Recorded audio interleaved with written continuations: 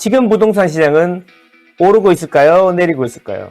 그리고 앞으로는 또 어떻게 될까요? 누구의 말에도 휘둘리지 않고 알아볼 수 있는 방법은 없는 것일까요? 망고쌤이 이 영상을 통해서 한눈에 알아볼 수 있는 방법을 알려드리고자 합니다.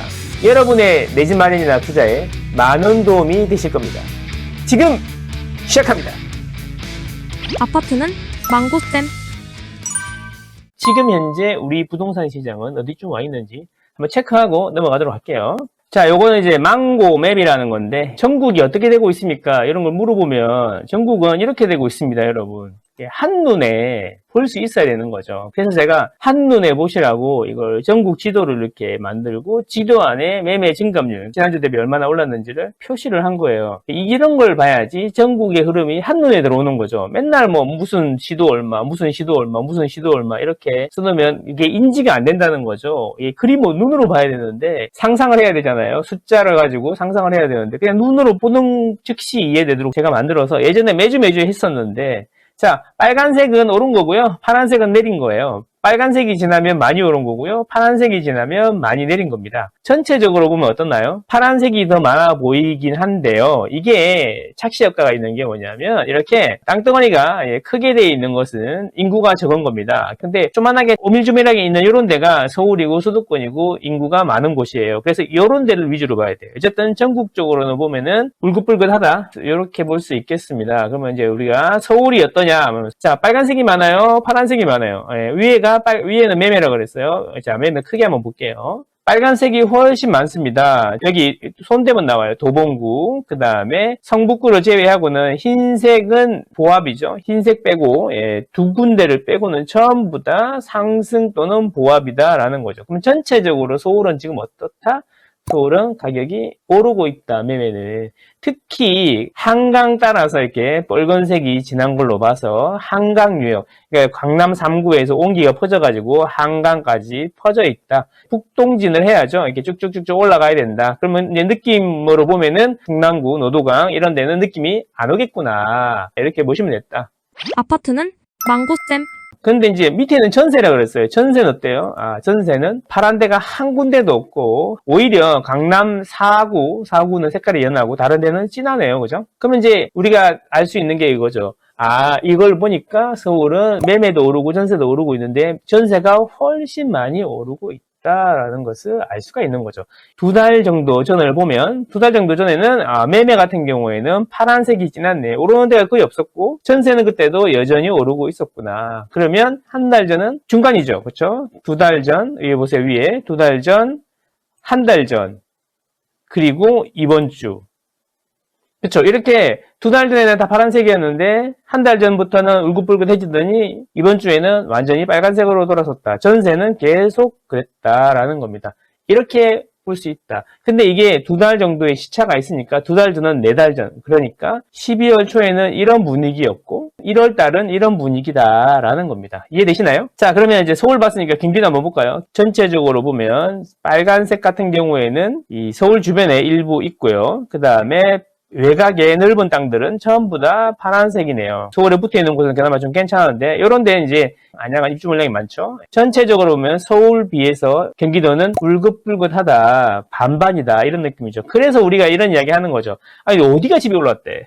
어디가 집이 올랐대? 우리 집은 안 올랐는데? 이런 이야기 하는 게 당연하다라는 겁니다. 근데 전세는 빡세게 오르고 있다, 빡세게 오르고 있다, 이런 이야기입니다. 그러면 전세가 오르고 있다는 이야기는 물량이 많다는 이야기예요? 적다는 이야기예요? 전세는 물량에 충실하니까 물량이 없다는 이야기가 되겠고, 중요한 것은 뭐냐면 전세는 또 전세자금 대출에 충실해요. 그래서 전체적으로 보면 전세자금 대출 금리가 작년 11월에 피크를 찍고 계속 내려오고 있단 말이에요. 그래서 금리가 내려오는 효과도 있고 물량도 줄어드는 효과가 있어가지고 전체적으로 이렇게 뻘겋게 나온다. 앞으로 물량은 계속 줄어들 거다. 2026년 되면 공급 절벽이 온다라고 제가 표를 보여드렸죠. 그렇게 보면은 금리도 내려가 있고 있는데 물량도 줄어들면 무슨 일이 일어나겠냐라는 겁니다. 지금 금매가 다 팔렸어요, 우리 집은 비싸게 팔아야 되고 가는 집은 비싸게 팔아야 돼요, 이런 고민은 2년 뒤에는 아마도 그때 좀 비싸도 샀어야 되는 건데 그때 안 사고 전세를 2년 돌렸더니 이렇게 돼버렸네. 이렇게 될 수 있다라는 겁니다, 여러분. 그런 거 있잖아. 지금 3천만 원 손해보느냐? 나중에 3억 손해보느냐? 이런 이야기예요. 조사는 못하다. 그래서 우리가 매주에 일희일비하지 말고 좀 길게 보는 습관을 들여야 된다. 이런 말씀을 계속 드리는 겁니다. 자, 그럼 우리의 투자 환경은 어떻게 될까? 이게 매매 증감률, 최근 2년간 매매 증감률을 표시하는 겁니다. 파란색은 매매고요. 빨간색은 전세입니다. 이건 뭘 의미하냐면 우리 한참 폭락할 때는 다 아래로 막 긴 짝대기가 있는데 빨간색이 더 길죠, 마이너스로. 그 이야기는 뭐냐면 그때는 전세가 매매보다 더 폭락했다. 그래서 전세는 조금 떨어지는데 매매 많이 떨어지니까 어때요? 갭이 확 벌어졌다. 전세가율이 쑥 내려가 버렸다. 이런 이야기죠.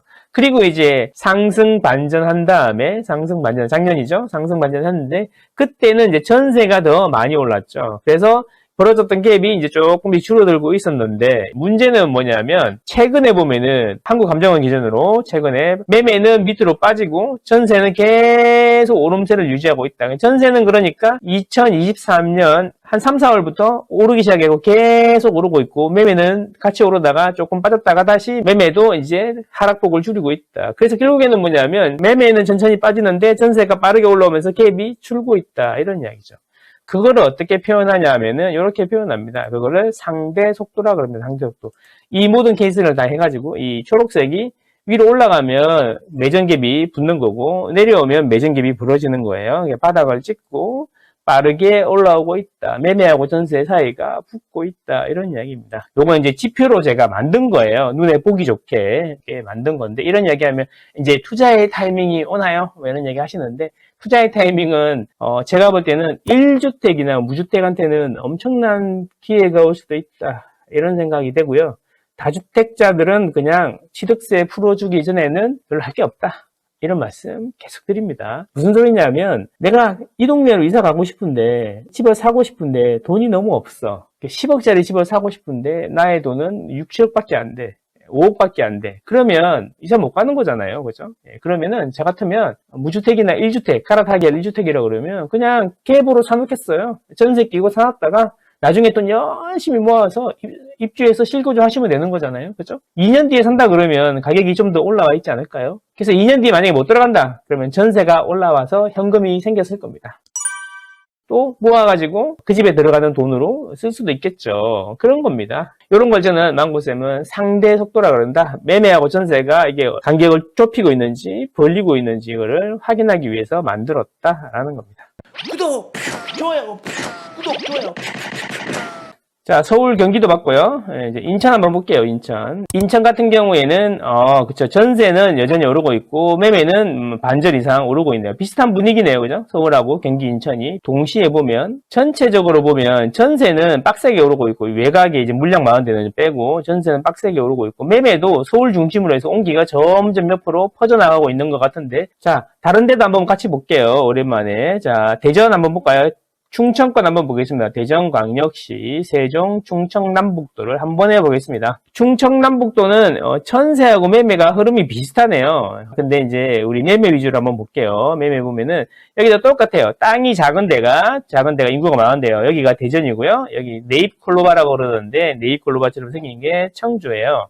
그리고 여기는 천안이 되겠습니다. 사실 요렇게가 메인이죠. 요렇게가 메인. 여기 서산, 당진 이런 데는 땅이 되게 크죠. 인구가 별로 없다는 거예요. 자, 그러면 대전은 지금 현재 매매 분위기가 좋지는 않다. 이거는 2달 전 분위기라고 그랬어요. 청주는 흥덕구하고 서원구 중심으로 빨간색으로 올라오고 있다. 천안 같은 경우에는 아직도 보합 상태다. 이런 이야기입니다. 그러면 왜 충청권은 보합인가? 천안 같은 데는 왜 보합인가? 이런 거 보시면, 자, 천안시는 미분양이 빠르게 줄어들고 있긴 하지만, 여기 보시면, 적정 입주 물량 대비해서 보면은 작년에도 많았고, 올해도 많았고, 내년에는 적정한데 후내년부터 주네요. 그러니까 이렇게 누적적으로 입주 물량이 많으니, 특히 지방은 입주 물량에 정직합니다. 매매든 전세든. 그래서 지금 약세라는 거죠.